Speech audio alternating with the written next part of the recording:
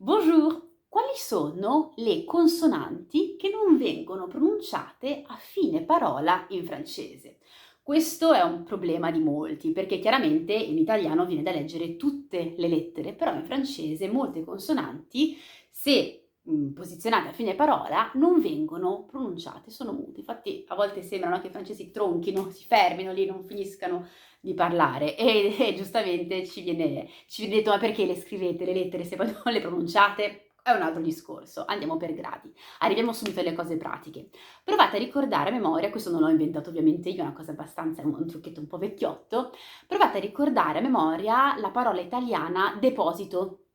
Deposito, e ricordatevi che le consonanti presenti all'interno della parola deposito, quindi la D, la P, la S e la T, sì, non vengono pronunciate se sono posizionate a fine parola in francese, nella maggior parte dei casi, ok? Quindi ci sono un po' di eccezioni. Va bene, facciamo degli esempi. Allora, cominciamo con la D.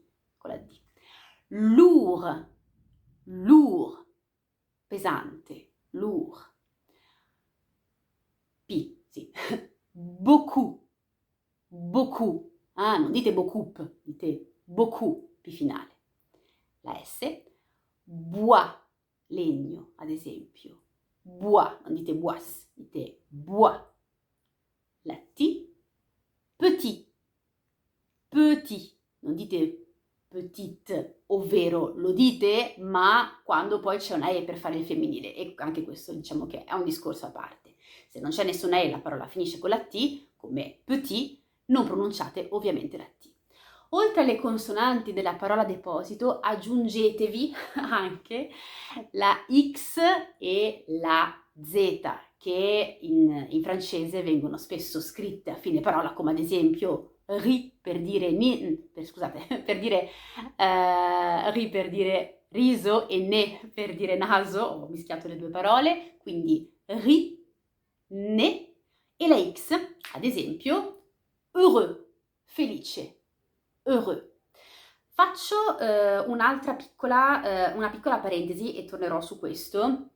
Oltre ad avere delle consonanti che sono mute in francese che possono creare difficoltà, c'è tutta poi una parte di coniugazione verbale, di desinenze più che altro, che creano molte difficoltà. Quindi faccio solo una piccola nota finale di questo breve video per ricordarvi una cosa e tornerò in merito. Alla terza persona plurale dell'indicativo presente, quindi ad esempio prendiamo un verbo facile, parler all'infinito, parlare. Quando lo coniugate alla terza persona plurale dell'indicativo presente, lo pronunciate così, il parle, come egli parla, ma lo dovete scrivere in questo modo, ils parlent. E quella quel suono ENT, e N e T tutto insieme, è muto. Sono 3 lettere che non vengono mai pronunciate. Quindi mi direte, come faccio a capire la differenza fra egli parla e si parlano? Dal contesto, vi ripeterò per la ennesima volta, purtroppo lo so che non è una giustificazione valida, ma purtroppo è l'unica.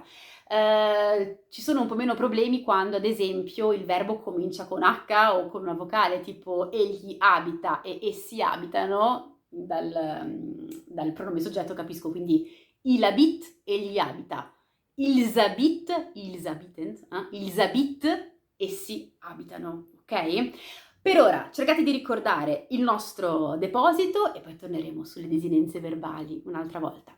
Bisous les amis, alla prochaine, ciao!